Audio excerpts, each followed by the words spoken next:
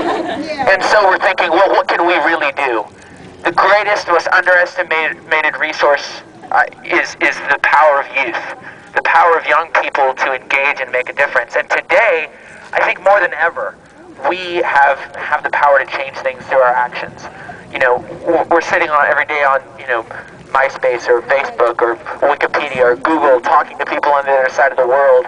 You know, we're buying products like, you know, that are made in China and thinking nothing of it. Why can't we reach through and make a difference for somebody on the other side of the world that actually needs something from us?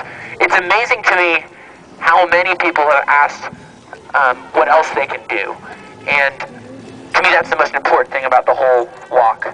Our walk started by going to Africa because we were inspired seeing friends of ours from our hometown that had a technology they developed that they knew could make a difference in Africa with regard to what's going on with AIDS. And they said, you know what, we're not going to wait. We're going to use it today. They hadn't made any money off of their business yet. They said, I'm going to put it to work. And that's a message that we can all heed. We go, well, we're not going to wait until one day we're successful and one day we can make a difference. We can look at what we're going to do tomorrow, what business we're going to start, what job we're going to get, you know, what things we're going to buy, and say, maybe there's a way for us to begin to make an impact through these things. Now, this is 1 mile where we decided to take our shoes off and walk. And I'm going to tell you guys about the barefoot part. I didn't say that because I want you guys to be careful. But I'm walking barefoot, as is Zach. And the reason we're doing that is because there's an example of a way to take action, which is Tom's shoes, right? What we've tried to do is provide simple, clear things that we can do where we can all talk to one another about it. We can say, well, I did something, I saw a result. When you buy a pair of Tom's shoes, Tom's donates a second pair to a child in poverty with everyone that's sold. So you know the idea. It doesn't go to a fund and you go, what happened there? Well, no. The same pair of shoes that's on your feet, that's going to go on a child's foot that doesn't have any. It's going to allow them to stand up, get a job, get an education, help their family, and begin to help themselves. Issues with AIDS are so connected with the idea of being able to break the cycle of poverty. And you can't help people that can't help themselves. At some point you have to say, here's the tool. And that's what the idea of giving someone shoes is saying you have the tools to begin to take the walk of your own. So at the end of the walk, we're going to tell you guys a little bit more about Tom's through this whole tour. This is our 25th mile. Okay, we've had thousands of you guys walk with us across the country. And through this tour and our partnership with Tom's, we're going to go deliver 50,000 pairs of shoes to villages across South Africa. Okay? And you should know that Tom's committed to deliver 50,000 whether he sold them whether they sold them before the trip to Africa or not. And what we're doing is helping to make sure that they reach that goal so that every one of those pairs that sold, a second pair is donated. That's the beginning.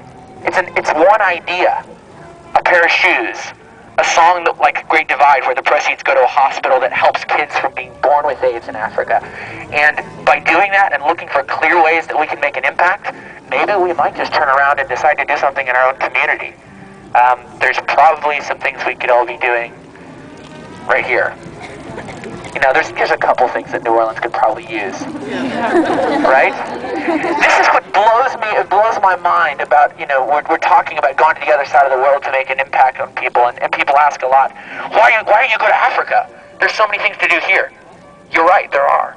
But I've found that by looking at the worst, and as a age group of people, what's going on in Africa with AIDS specifically is a call of our generation. It's out of control, and it's something that that history will ask whether we did something or whether we didn't. But in communities like New Orleans and so many communities where we've walked the mile, I've looked around and thought, where's the activism? Where's the youth? Where are the people of our age deciding that we're going to look for ways to make a difference through our actions in our own town? And this is where it begins. This is where we decide. It's not about waiting till tomorrow for the perfect solution. It's about taking action and finding solutions through those actions. Thanks for letting us blab to you guys. It always inspires to see you guys decide to take the walk with us. I want to thank you for joining us this far. If you want to walk barefoot, it's your choice. There's very dirty streets, so you don't want anybody getting, something other than dirt on their foot. You guys are great. Everybody say, I took the walk! I took the walk! All right, let's finish our mile.